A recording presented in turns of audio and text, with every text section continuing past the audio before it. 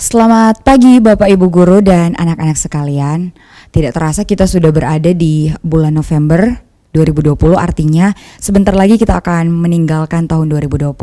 Dan kita bersyukur di minggu pertama di bulan November ini kita masih diberikan kesempatan oleh Tuhan untuk mengikuti chapel di pagi hari ini. Walaupun masih secara daring, tapi tidak mengurangi sukacita kita di pagi hari ini untuk memuliakan dan memuji Tuhan. Nah, sebelum kita akan memulaikan dengan membukanya dengan doa, kita akan nyanyikan satu lagu yang berjudul Ku Bersyukur Bapa, dan biarlah lewat pujian ini kita boleh menyatakan ungkapan syukur kita atas berkat dan kasih setia Tuhan di dalam kehidupan kita.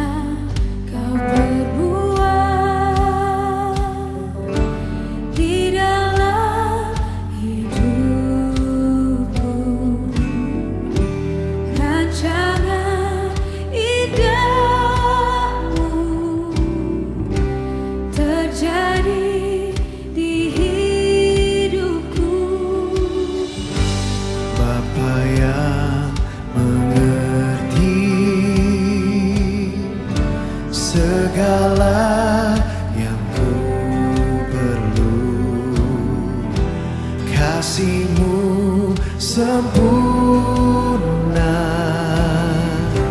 nyata dalam hidupku. Ku bersyukur Bapa, ku bersyukur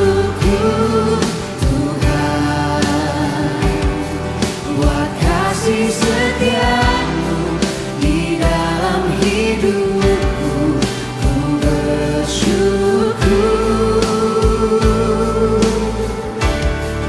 ku bersyukur Bapa, ku bersyukur Tuhan, buat kasih setia-Mu di dalam hidupku. Ku bersyukur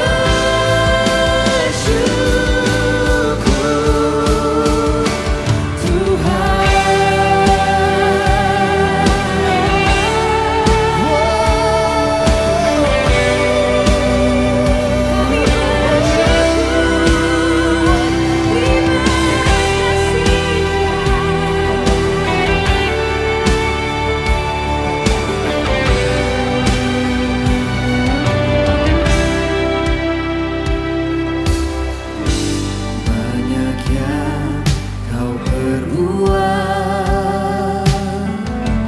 di dalam hidupku.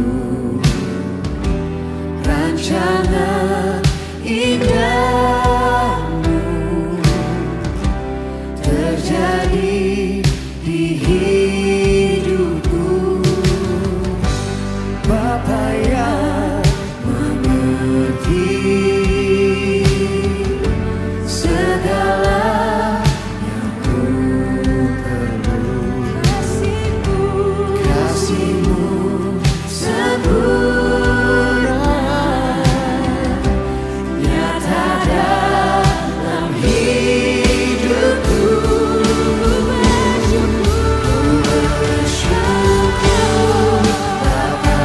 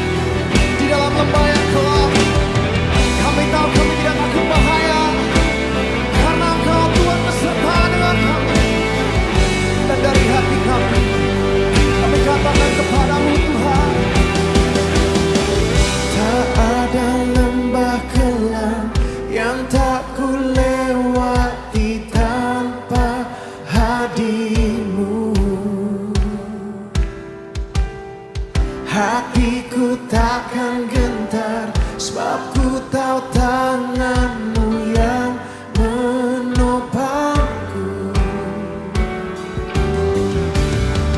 Tak ada lembah kelam yang tak ku lewati tanpa hadirmu. Hatiku takkan gentar, sebab ku tahu tanganmu yang menopangku.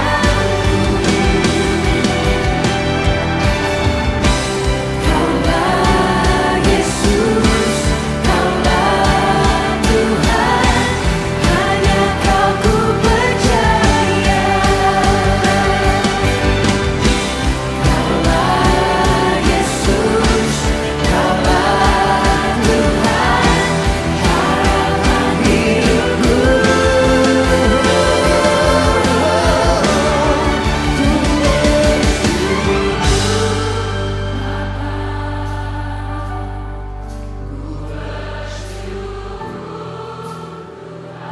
Kami bersyukur Tuhan Yesus, kebaikan-Mu tidak pernah habis-habisnya Tuhan.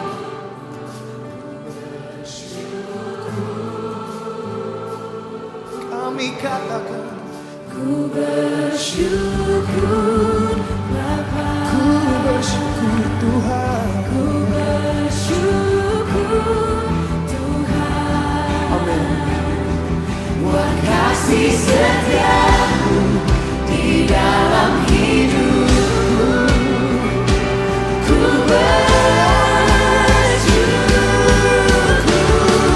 ku bersyukur Bapa, ku bersyukur Tuhan.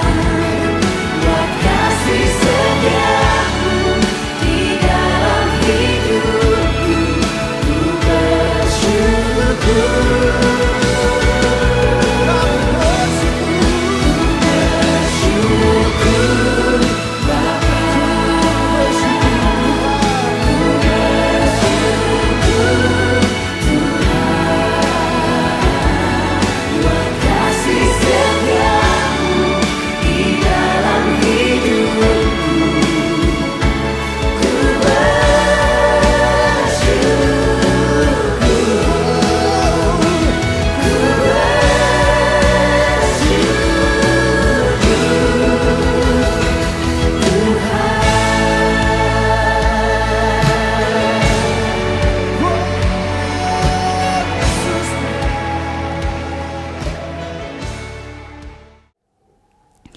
Mari kita buka chapel kita di pagi hari ini dengan doa. Mari kita berdoa.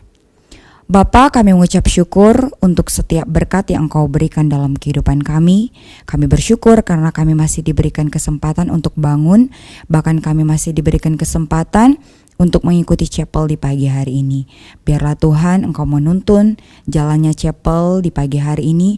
Berikan kepada kami hati dan pikiran yang mau fokus hanya kepada Engkau.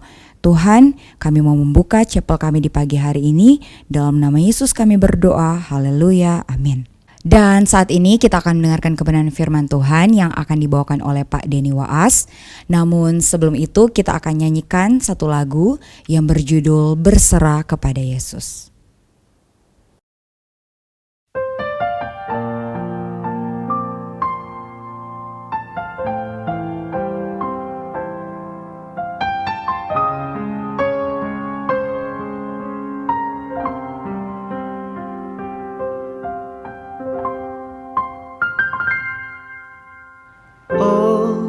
To Jesus I surrender all.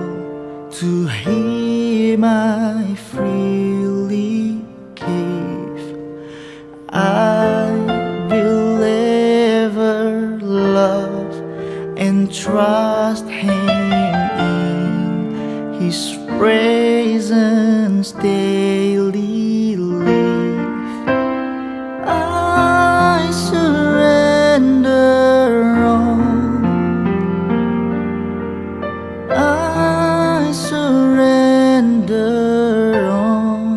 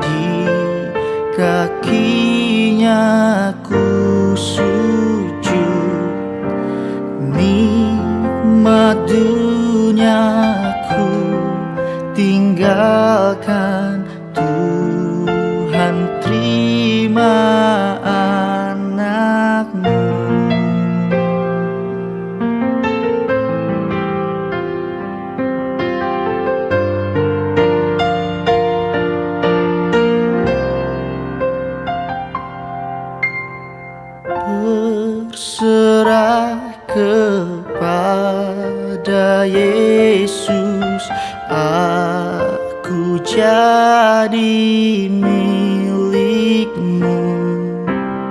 Bila rohmu meyakinkan bahwa kau pun milikku, aku berserah, aku berserah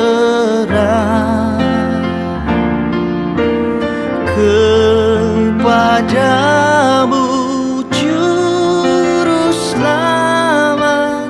Aku berserah.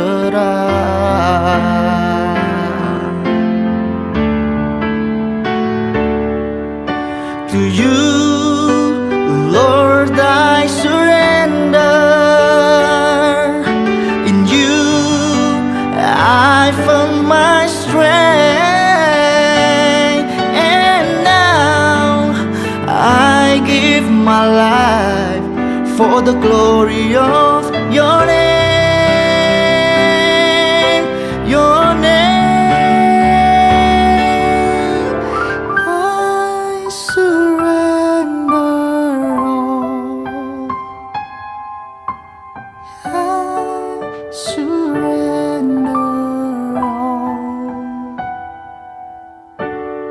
all to thee, my blessed Savior. I surrender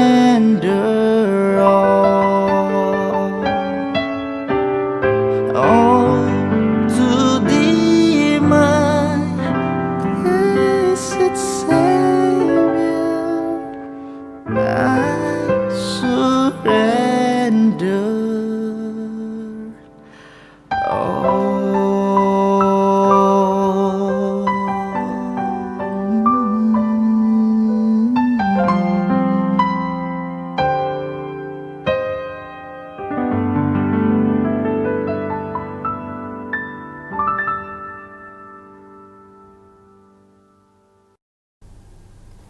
Selamat pagi Bapak Ibu Guru dan anak-anakku sekalian. Salam sejahtera dalam kasih Kristus saya sampaikan untuk kita sekalian. Shalom.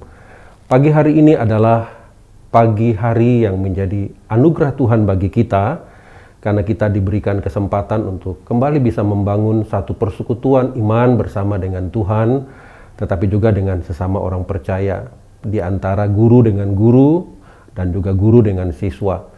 Meskipun kita masih beribadah secara virtual, tetapi secara prinsip iman itu tidak akan mengurangi intimasi kita dengan Tuhan yang adalah Roh. Baiklah Bapak Ibu dan anak-anakku sekalian, sebelum kita akan membaca dan merenungi sebagian dari kebenaran firman Tuhan, saya ajak kita untuk mari kita berdoa, menyerahkan hidup kita kepada Tuhan. Mari kita berdoa. Bapa Sorgawi, Bapa yang kami puji sembah hanya lewat Yesus Kristus, Tuhan dan Juru Selamat kehidupan kami. Kami bersyukur, berterima kasih di saat pagi hari ini untuk kasih karunia-Mu yang terus menaungi kehidupan kami, yang memberikan kepada kami rasa nyaman, tetapi juga kami merasakan ada ketenangan di dalam hati kami. Kami percaya apapun yang menjadi aktivitas kami, Engkau selalu beserta dengan kami. Termasuk ketika pada saat ini kami umat-Mu bersama-sama hendak mendengarkan firman-Mu. Firman yang adalah kebenaran Tuhan yang kekal. Kami rindu ya Bapa, agar firman-Mu hari ini memberkati kami dan membimbing kami untuk terus hidup dengan memiliki pikiran Allah, cara pandang Allah, sikap dan perbuatan Allah. Maka biarlah Roh-Mu yang kudus ya Tuhan membimbing menyertai kami, agar ketika firman-Mu kami baca, firman-Mu kami dengar, kami pun mampu untuk memahaminya secara benar. Dan biarlah kami beroleh kuat kuasa yang daripada-Mu untuk menghidupinya dalam kehidupan kami. Tolong hamba-Mu Bapa di dalam menyampaikan kebenaran firman-Mu. Berfirmanlah dalam nama Tuhan Yesus. Amin. Baik Bapak Ibu dan anak-anakku sekalian, firman Tuhan untuk kita baca dan kita jadikan sebagai fokus perenungan pada hari ini terambil dari kitab Yesaya pasal 37 ayat pertama sampai dengan ayatnya yang ke-38. memang sangat panjang, tapi saya tidak akan membaca semuanya mengingat keterbatasan waktu. Saya hanya akan membaca ayat pertama sampai dengan ayatnya yang ke-7 saja. Lembaga Alkitab Indonesia memberi judul Yerusalem luput dari tangan Sanherib. Segera sesudah Raja Hizkia mendengar itu, dikoyakannya pakaiannya dan diselubunginyalah badannya dengan kain kabung, lalu masuklah ia ke rumah Tuhan. Disuruhnyalah juga Eliakim kepala istana, Sebna panitera negara, dan yang tua-tua, saya ulangi, dan yang tua-tua di antara para imam dengan berselubungkan kain kabung kepada Nabi Yesaya bin Amos. Berkatalah mereka kepadanya, beginilah kata Hizkia, hari ini hari kesesakan, hari hukuman dan penistaan, sebab sudah datang waktunya untuk melahirkan anak, tetapi tidak ada kekuatan untuk melahirkannya. Mungkin Tuhan Allahmu sudah mendengar perkataan juru minuman agung yang telah diutus oleh Raja Asyur, tuannya, untuk mencela Allah yang hidup, sehingga Tuhan Allahmu mau memberi hukuman karena perkataan-perkataan yang telah didengarnya. Maka baiklah engkau menaikkan doa untuk sisa yang masih tinggal ini. Ketika pegawai-pegawai Raja Hizkia sampai kepada Yesaya, berkatalah Yesaya kepada mereka, beginilah kamu katakan kepada Tuhanmu, beginilah firman Tuhan, janganlah engkau takut terhadap perkataan yang kau dengar, yang telah diucapkan oleh budak-budak Raja Asyur untuk menghujat aku.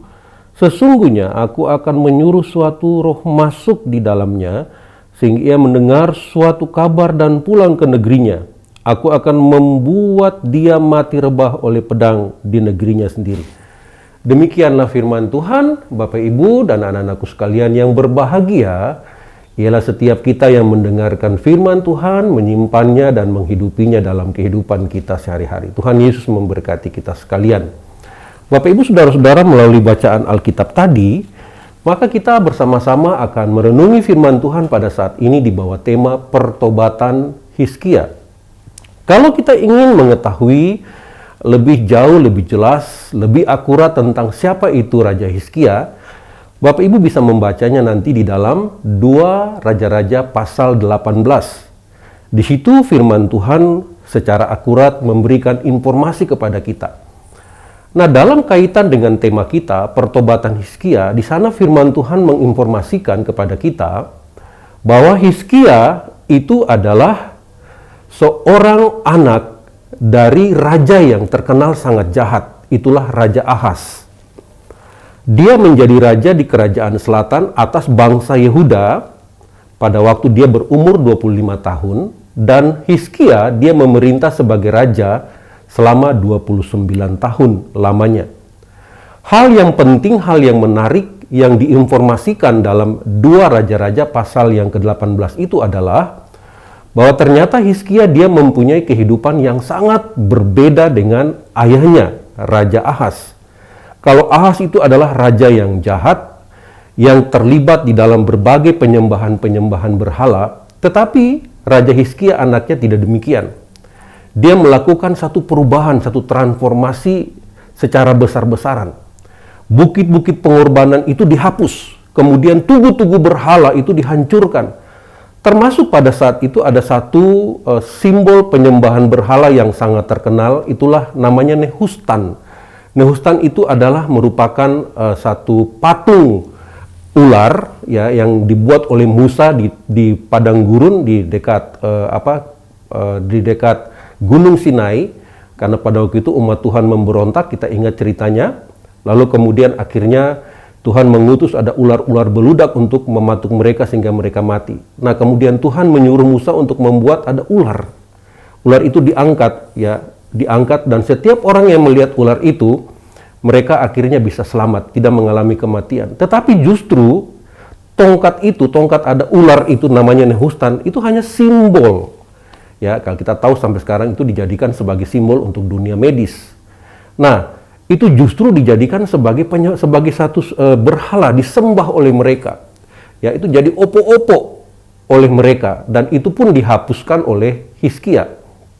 Nah, Bapak Ibu dan anak-anakku sekalian, kita melihat apa yang diinformasikan oleh Alkitab di dalam 2 Korintus pasal 18 itu menggambarkan bagaimana pertobatan yang terjadi di dalam kehidupan Hizkia. Dan kita lihat pertobatan seorang pemimpin, seorang raja, itu akan membawa dampak yang sangat-sangat luar biasa untuk orang yang dia pimpin. Nah, tentunya kalau kita melihat dalam kebenaran firman Tuhan ini, Hizkia dia bisa mengalami pertobatan, itu bukan karena dia mempunyai potensi untuk bertobat. Itu bukan karena dia mempunyai modal di dalam dirinya, kemampuan di dalam dirinya yang membuat dia bisa berubah, dia bertobat. Tidak. Tapi kalau kita sungguh mau melihatnya dari perspektif Tuhan Allah sebagai satu God story kisah Allah, ini adalah merupakan kasih karunia Allah dalam kehidupan Hizkia. Jadi yang kita mau melihat dalam kehidupan Hizkia ini adalah ada kemahakuasaan Allah, kedaulatan Allah yang sungguh luar biasa, yang membuat akhirnya seorang Raja Hizkia dia bisa berubah. Nah, apa yang dialami oleh Hizkia ini langsung mematahkan ungkapan kita, ya orang Indonesia termasuk orang Manado, yang biasanya mengatakan ya dalam satu idiom ungkapan bahwa buah itu kalau jatuh tidak jauh dari pohonnya. Artinya kelakuan anak itu pasti akan mengikuti perilaku dari ayahnya, itu warisan dari orang tua. Tapi ternyata tidak demikian. Dalam kisah ini kita membaca dan kita sungguh terkejut karena ternyata kehidupan Raja Hizkia sangat bertolak belakang dengan ayahnya Raja Ahaz. Nah, Bapak Ibu Saudara-saudara, saya mau katakan, kehidupan kita manusia itu tidak ditentukan oleh manusia.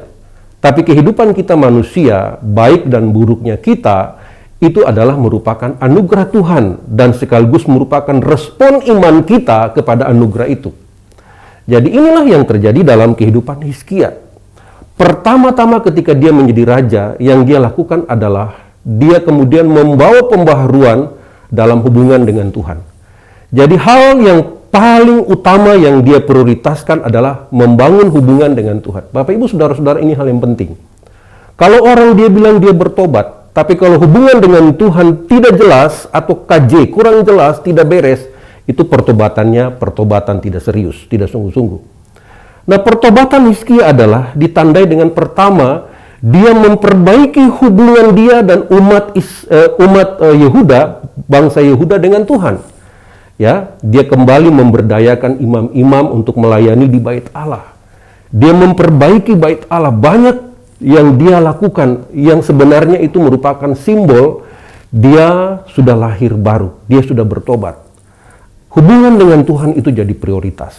Nah, kalau kita membaca dalam teologi perjanjian lama, Bapak Ibu dan anak-anakku sekalian, bahwa hubungan dengan Tuhan itu akan menentukan untuk segala-galanya.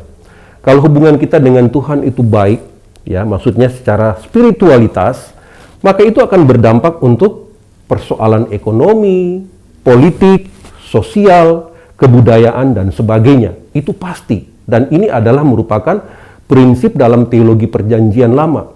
Kalau hubungan dengan Tuhan itu oke, maka segala sesuatu pasti oke. Karena Tuhan akan campur tangan di dalamnya. Nah, inilah yang dilakukan oleh Hizkia. Langkah pertobatannya adalah dia memperbaiki hubungan dengan Tuhan dan dia membangun hubungan yang bermakna dengan Tuhan. Nah, disinilah kita lihat akhirnya apa yang terjadi dalam kehidupan Hizkia, Raja Hizkia sebagai pemimpin pada saat itu sungguh mempengaruhi orang-orang yang dia pimpin. Pengaruhnya itu luar biasa. Dan mari kita lihat, sesungguhnya ketika Hizkia dia menjadi seorang pemimpin, sebagai seorang raja, dia mempunyai peran, tugas, dan tanggung jawab. Tugas seorang raja yang pertama itu adalah sebagai penyelamat rakyat yang dia pimpin. Itu yang pertama. Lalu tugas seorang raja yang kedua adalah dia bertanggung jawab untuk melindungi, ya, untuk selalu mengamankan rakyat yang dia pimpin. Lalu kemudian tugas seorang raja yang ketiga adalah untuk menghakimi atau mengadili berbagai persoalan yang terjadi. Jadi dengan kata lain kita melihat raja ini dia menempati posisi sebagai top eksekutif, top legislatif, tapi juga top yudikatif.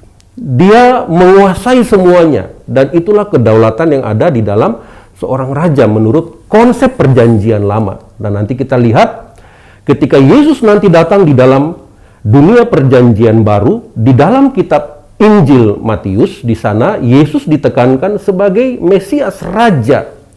Makanya Yesus kemudian dia mulai menyatakan tentang kerajaan Allah itu. Ya, kemudian dalam khotbah di bukit Yesus menyampaikan etika kerajaan Allah. Nah, ini dia. Nah, intinya Yesus mau mengatakan bahwa sesungguhnya dia mempunyai tanggung jawab yang sangat menyeluruh atas kehidupan manusia berdosa. Nah, kita kembali kepada Raja Hizkia. Ketika dia selesai melakukan ada transformasi, ada perubahan besar-besaran, maka ada tantangan di dalam kehidupan Raja Hizkia bersama dengan umat Tuhan, bangsa Yehuda. Itulah bangsa Asyur di bawah pimpinan Sanherib. Mereka baru saja menaklukkan kerajaan utara. Itulah kerajaan Israel yang beribu kotakan di Samaria. Lalu kemudian kita melihat mereka mencoba untuk mengintervensi, mengintimidasi kembali. Nah, kita lihat apa yang dilakukan oleh oleh Raja Hizkia. Ini adalah raja yang sangat bertanggung jawab. Dia sangat sayang kepada rakyat yang dia pimpin. Dan dia tahu kekuatan Asyur itu luar biasa besarnya. Dan menurut saya ini adalah hikmah Tuhan bagi dia pada saat itu. Lalu apa yang dilakukan oleh Hizkia? Dia berkorban. Itu emas dan perak yang dia pakai untuk memperbaiki bait Allah. Bahkan yang ada di dalam ruang perbendaharaan istana, dia bawa untuk dia serahkan sebagai upeti kepada Raja Asyur. Tetapi mari kita lihat. Asyur mencoba untuk mengintervensi, mengintimidasi. Nah, disinilah bagaimana orang bertobat itu menyikapi satu persoalan beda dengan orang yang belum bertobat. Poin kita di sini, Bapak Ibu. Jadi pertobatan itu bukan sesuatu yang abstrak, konkret, sangat real. Lewat apa? Bagaimana kita menyikapi persoalan-persoalan dalam kehidupan ini. Inilah kisah Allah yang bisa kita pelajari dalam kisah kehidupan Raja Hizkia. Ketika Hizkia dia berada dalam tekanan kekuasaan Raja Asyur yang merupakan simbol dari kuasa kegelapan. Pada waktu itu, Hizkia ketika dia mendapatkan informasi yang disampaikan oleh para pegawainya, dikatakan dalam ayat pertama dari bacaan firman Tuhan tadi, segera sesudah Raja Hizkia mendengar itu, dikoyakannya pakaiannya dan diselubunginya badannya dengan kain kabung, lalu masuklah ia ke rumah Tuhan. Bapak Ibu, ini adalah simbol bahwa ketika diperhadapkan dengan masalah, Hizkia dia sadar diri, dia siapa? Dan di atas dia ada siapa?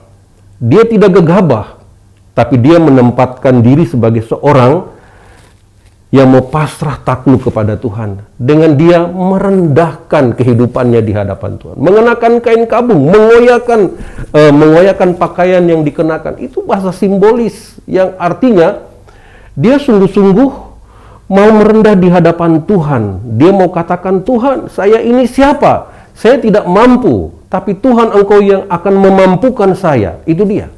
Nah, disinilah kita lihat setelah dia mengoyakkan pakaiannya, dia pakai kain kabung, mereka pergi cari hamba Tuhan. Ini seorang yang sudah bertobat. Ketika ada masalah, dia tidak cari pertolongan-pertolongan alternatif. Tapi Hizkia dia datang mencari pertolongan Tuhan dengan dia datang kepada hamba Tuhan, itulah Nabi Yesaya yang ada di dalam bait Allah. Dan dia kemudian bertanya kepada Nabi Yesaya. Bapak Ibu, ini sungguh luar biasa. Kita tidak boleh sembarangan.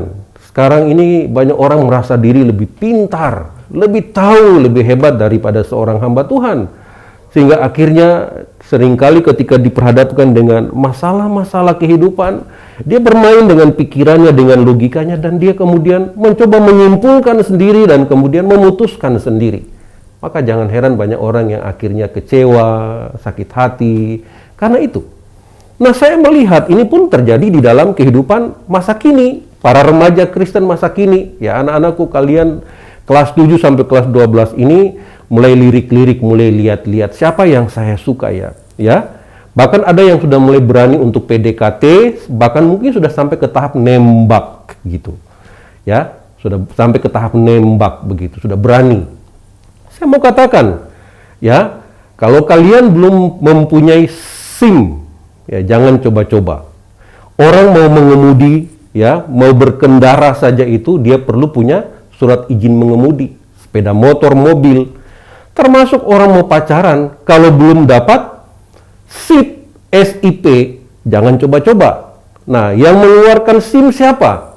Aparat pemerintah yang punya wewenang di situ melalui satu proses seleksi, proses tes, tidak sembarangan. Nah, begitu juga kalau orang dia mau membangun hubungan asmara, hubungan khusus dengan lawan jenis, ada prosesnya, ada prosedurnya. Ya, harus dapat SIP, surat izin pacaran. Jangan coba-coba. Nah, di sini jangan sembarangan. Konsultasilah dengan hamba Tuhan. Tanya kepada hamba Tuhan. Jangan kita merasa diri hebat, pintar, kemudian akhirnya yang terjadi kecewa, sakit hati, mempengaruhi mood untuk belajar, bahkan juga mempengaruhi hubungan kita dengan seseorang jadi buruk. Itu dia. Karena seringkali kita mencoba untuk menyikapi sesuatu tidak dengan kita konsultasi kepada Tuhan melalui hamba Tuhan. Nah, yang dilakukan oleh Hizkia luar biasa. Setelah dia menunjukkan bahwa dia mau merendah di hadapan Tuhan, dia cari hamba Tuhan. Nah, disitulah Tuhan kemudian mengungkapkan isi hatinya kepada Hizkia dan para pegawainya melalui Nabi Yesaya, bahwa nanti Tuhan yang akan campur tangan menghadapi Asyur. Nah, dikatakan dalam bagian firman Tuhan ini ayat 7, sesungguhnya aku akan menyuruh suatu roh masuk ke dalamnya. Bapak Ibu tahu, kalau kita baca terus sampai selesai, nanti akhirnya malaikat Tuhan membunuh pasukan Asyur sebanyak 185.000 orang mati seketika, dibunuh. Itu karena Tuhan yang turun tangan. Nah, disinilah kita belajar bahwa pertobatan itu bukan sekedar status, bukan sekedar merupakan satu momentum. Pertobatan itu, Bapak Ibu dan anak-anak sekalian, ini berbicara tentang sikap iman kita kepada Tuhan. Bertobat di dalam bahasa Ibrani dipakai kata suf, yang dalam bahasa Ibrani kata yang paralel itu adalah metanoia. Jadi ini berbicara tentang kita sungguh berubah total. Berubah total. Ya, kita tahu seringkali kalau di dalam ilustrasi rohani kita selalu mengambil contoh itu adalah ulat, bukan ular, mengenai bertobat. Kalau ulat dia berubah secara wujudnya, secara total, dari ulat jadi kepompong, kepompong jadi kupu-kupu. Perubahan total terjadi. Nah, itu pertobatan yang benar. Tidak seperti ular. Ular apa? Hanya ganti kulit, tetapi esensinya tetap ular. Itu dia. Nah, banyak orang sekarang bilang sudah bertobat, tetapi ternyata ular minyak. Ini orang Manado kalau bilang ular minyak, so tahu itu. Nah, banyak seperti begitu. Karena ular minyak banyak batalinya lagi. Ini dia. Nah, kita harus memang bertobat dengan benar. Ya, itu terjadi perubahan mindset, pola berpikir kita. Nah, disinilah itu akan mempengaruhi kita. Jadi, jika kita dikatakan kita sudah bertobat, sekarang pertanyaannya, siapa yang ada dalam pikiran kita yang sangat berpengaruh atas pikiran kita? Siapa yang ada dalam hati kita yang sangat mempengaruhi isi hati kita? Harusnya jawabannya adalah Tuhan. Nah, Bapak Ibu saudara-saudara, kalau kita lihat, ternyata Hizkia ini, ya, dia itu adalah merupakan nenek moyangnya Tuhan Yesus. Kalau kita baca di dalam silsilah Tuhan Yesus di dalam kitab Injil Matius, di sana kita akan menemukan nama Raja Hizkia dan juga ayah Raja Hizkia itu Ahaz. Nah, artinya apa kita mau belajar dari sini? Sebenarnya kehidupan dari Raja Hizkia, ya, Hizkia ini berbicara tentang Yahweh, kekuatan yang berasal dari Yahweh, begitu. Itu Hizkia, kekuatan yang berasal dari Yahweh.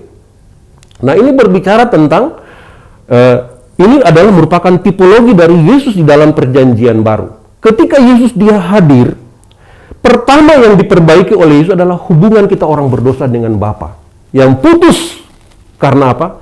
Karena perbuatan dosa. Ini yang Yesus lakukan. Dan itu dikatakan sangat jelas sekali di dalam 2 Korintus 5 ayat 7.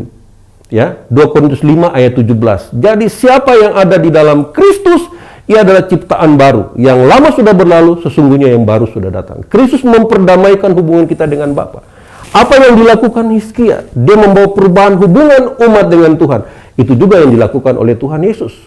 Yang paling penting adalah memperbaiki hubungan dengan Bapa. Yesus berkata, akulah jalan dan kebenaran dan hidup. Tidak seorang pun sampai kepada Bapa kalau tidak melalui aku. Firman Tuhan hanya sampai di sini. Pertanyaannya bagaimana dengan kita? Apakah kita sudah mengalami pertobatan? Kalau sudah, pertobatan seperti apakah yang ada dalam kehidupan kita? Seperti ulatkah atau seperti ular? Mari kita jawab. Bapak, Ibu, Saudara-saudara, pertobatan itu bisa terjadi setiap saat dalam kehidupan kita. Ya, setelah kita mengalami anugerah pertobatan dari Tuhan, maka pada saat itu kita pun mulai bertobat untuk dosa-dosa perbuatan kita. Ya, kita mendapatkan anugerah khusus dari Tuhan untuk terus berproses dalam pertobatan. Oleh karena itu, jika kita merasa dalam kehidupan kita ada banyak berhala, ada banyak opo-opo, simbol-simbol penyembahan berhala yang membuat kita terlalu mengidolakan sesuatu atau seseorang melebihi mengidolakan Kristus dalam hidup kita, mari kita bertobat. Karena itu akan mengganjal kehidupan kita yang membuat akhirnya kita bukan hanya tidak diberkati oleh Tuhan, tetapi yang terjadi adalah kita tidak akan jadi berkat untuk orang lain. Karena saluran berkat itu tersumbat karena kita belum bertobat. Saya serahkan firman Tuhan ini kepada kita dan juga kepada anak-anakku sekalian. Melalui firman Tuhan ini kita belajar. Ada masalah apapun, ada persoalan dalam studimu, datang Pak Tuhan. Ya, sama seperti Raja Hizkia, dia datang kepada hamba Tuhan, Nabi Yesaya. Dia tanya, dia konsultasi, dia berdialog. Marilah kalian juga ambil kesempatan ini. Ada banyak hamba Tuhan yang bisa kalian jumpai di gerejamu. Saya juga bisa dihubungi. Kalian bisa menghubungi wali-wali kelas kalian yang akan menuntun kalian untuk berjalan sesuai dengan kehendak Tuhan. Demikianlah firman Tuhan ini. Kiranya kemuliaan Allah dalam Kristus Yesus yang akan menganugerahkan kita pertobatan yang sejati. Tuhan Yesus memberkati kita sekalian. Mari kita berdoa. Bapa di sorga, dalam nama Tuhan Yesus, kami bersyukur untuk firman-Mu hari ini. Karena menuntun kami untuk memahami dan menyadari bahwa Tuhan ingin kami hidup di dalam pertobatan. Kami berubah dari hal yang buruk, yang jahat, untuk kembali hidup pada jalan Allah. Hidup dalam kebenaran dan kekudusan Allah. Terima kasih untuk firman-Mu saat ini Bapa.